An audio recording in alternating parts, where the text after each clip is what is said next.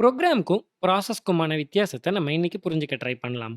ஒரு ப்ரோகிராம் அப்படிங்கிறது உங்களோட கம்ப்யூட்டர்ல இருக்கிற ஒரு சாஃப்ட்வேர். அது உங்களோட கம்ப்யூட்டர்ல இருக்கலாம், இல்ல உங்களோட மொபைல் ஃபோன்ல இருக்கலாம். ஏதோ ஒண்ணுல இருக்கிற ஒரு சாஃப்ட்வேர தான் நம்ம ஜென்ரலா ப்ரோகிராம் அப்படின்னு சொல்லுவோம். இப்போ இங்க நான் எக்ஸாம்பிளுக்கு என்னோட லேப்டாப்ல இருக்கிற டெக்ஸ்ட் அப்படிங்கிற சாஃப்ட்வேர் எடுத்துக்கிறேன். இத கிரியேட் பண்ணவங்க ஆப்பிள்ல இருக்கிற என்ஜினியர்ஸ் தான்.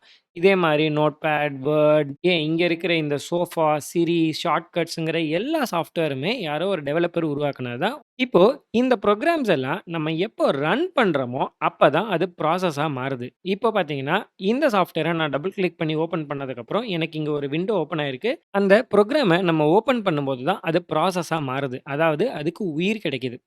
ஒரு புரோகிராம வச்சே நம்ம நெறைய ப்ராசஸ் கூட ரன் பண்ணலாம். இங்க பாருங்க, நான் நெறைய டேப்ஸ் ஓப்பன் பண்ணியிருக்கிறேன். இங்க ஒரு சின்ன எக்ஸ்ட்ரா இன்ஃபர்மேஷன். ஒரு சில சாஃப்ட்வேர்லலாம் பார்த்தீங்கன்னா, ஒவ்வொரு டேபுக்கும் தனித்தனி ப்ராசஸ் உருவாகாது.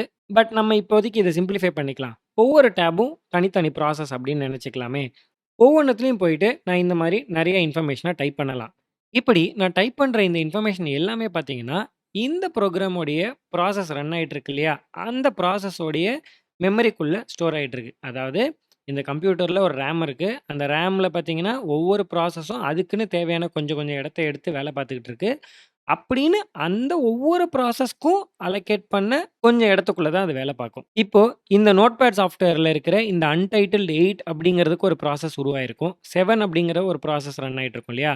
இந்த 7 உடைய டேட்டாவ 7 தனியா வச்சுக்கும். 8 ஓட டேட்டாவ 8 தனியா வச்சுக்கும். ஸோ ஒவ்வொரு ப்ராசஸும் அதோடைய இன்ஃபர்மேஷன அதுக்குள்ளேயே தனியா வச்சுக்கும். அந்த டீட்டெயில்க்குள்ள இப்போதைக்கு நம்ம போக வேண்டாம். இப்படிதான் புரோகிராம் ப்ராசஸ் ஆகுது. ஒரே புரோகிராம் கூட பல ப்ராசஸா ரன் ஆகலாம்.